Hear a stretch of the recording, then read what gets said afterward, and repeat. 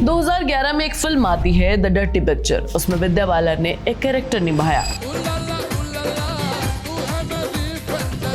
जिसने उन्हें उस साल का नेशनल अवार्ड फिल्म दिलाया। बॉक्स ऑफिस पर फिल्म ने रिकॉर्ड तोड़े, हर तरफ तारीफ हुई। विद्या बालन को बोल्ड, फियरलेस, बेहतरीन एक्ट्रेस कहा गया। लेकिन यार ये फिल्म एक असली औरत की जिंदगी पर बनी थी।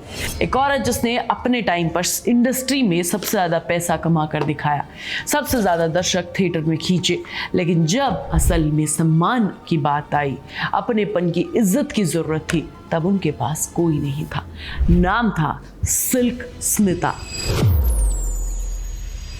विद्या बालन को उसकी कहानी दिखाने के लिए अवार्ड मिला। खुद सिल्क को जीते जी वो सम्मान कभी नहीं मिला। आज उसकी असली कहानी बताती हूँ। पहले चलते हैं वहां जहां से ये कहानी शुरू होती है। 1979 में एक तमिल फिल्म आई वंदी चक्रम, जिसमें विजय लक्ष्मी नाम की एक्ट्रेस ने एक किरदार प्ले किया था। नाम था सिल्क। ये कैरेक्टर इतना चर्चित हुआ कि उनका असली नाम कहीं पीछे छूट गया। वो हमेशा के लिए सिल्क स्मिता बन गई। सिल्क स्मिता का असली नाम था विजय लक्ष्मी। 2 दिसंबर 1960 को आंध्र प्रदेश के एक छोटे से गांव में एक बेहद गरीब तेलुगु परिवार में जन्म हुआ। घर के हालात इतने खराब थे कि चौथी कक्षा के बाद उन्हें पढ़ाई छोड़नी पड़ी। घर के काम में माँ का हाथ बटाना पड़ा। और यार फिर वो हुआ जो उस दौर में गरीब घर की बेटियों के साथ अक्सर होता था। सिर्फ 14 साल की उम्र में उनकी बिना मर्जी के माता पिता ने उनकी शादी एक फैक्ट्री वर्कर से करा दी। और ये शादी कोई खुशहाल शादी नहीं थी। पति शराब पीता था, मारपीट करता था। 2 साल तक यातना झेलने के बाद विजय लक्ष्मी ने वो हिम्मत जुटाई जो उस दौर में शायद ही कोई जुटा पाती होगी। वो घर से भाग गई, चेन्नई अपनी बुआ के पास आ गई। वहां उन्होंने मेकअप आर्टिस्ट के तौर पर काम करना शुरू किया और यहीं से शुरू हुआ उनका फिल्मी सफर।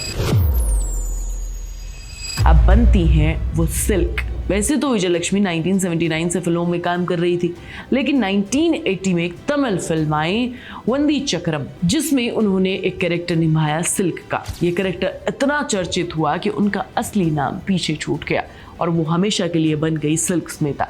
और अगले कुछ सालों में उन्होंने तमिल, तेलुगु, मलयालम, कन्नड़ा, हर साउथ इंडस्ट्री में अपनी जगह बना ली। उन्हें क्वीन ऑफ सेंसुअलिटी कहा जाने लगा। एक फिल्म हिस्टोरियन के मुताबिक 1980 के दशक में वो सिर्फ गाने के सीक्वेंस के लिए 50,000 रुपए चार्ज करती थी।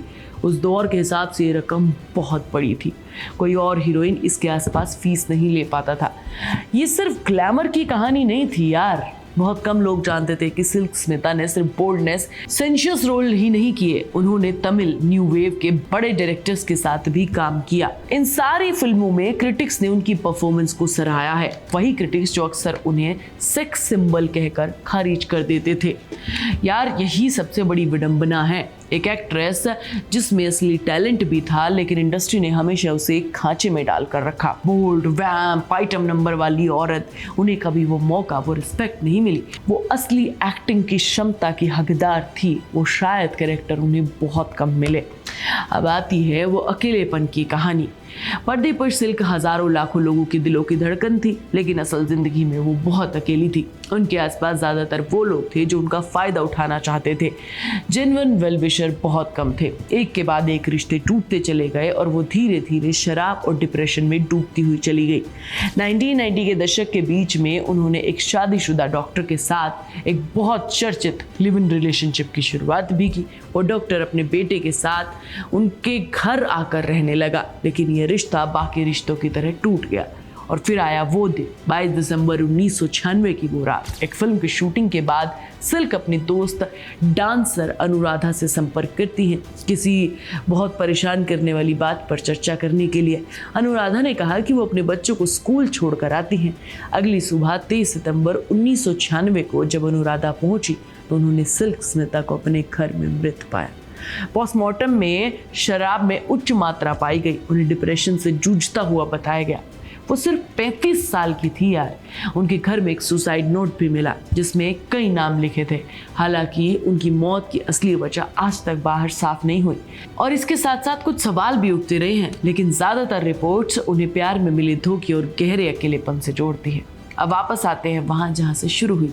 15 साल 2011 में ठीक सिल्क स्मिता के जन्मदिन 2 दिसंबर के आसपास द डर्टी पिक्चर रिलीज हुई। एकता कपूर ने इसे प्रोड्यूस किया, मिलिंद लूथरा ने इसे डायरेक्ट किया, विद्या बालन ने उस कैरेक्टर को निभाया जो सिल्क स्मिता से प्रेरित था।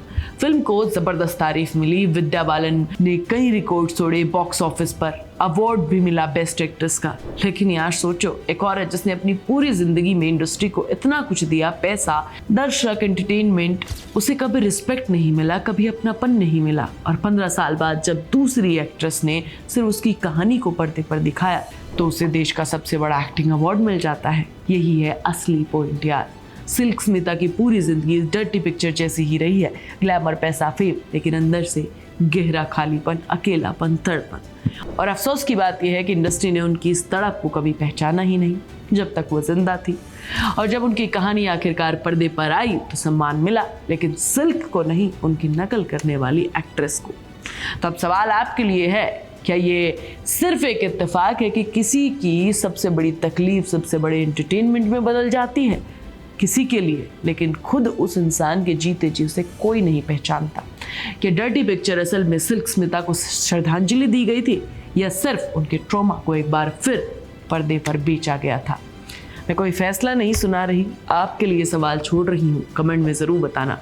नेक्स्ट वीडियो में मिलूंगी, तब तक तुम चैनल को सब्सक्राइब कर लेना, वीडियो को लाइक और शेयर करना और प्लीज़ बेल आइकन दबाना।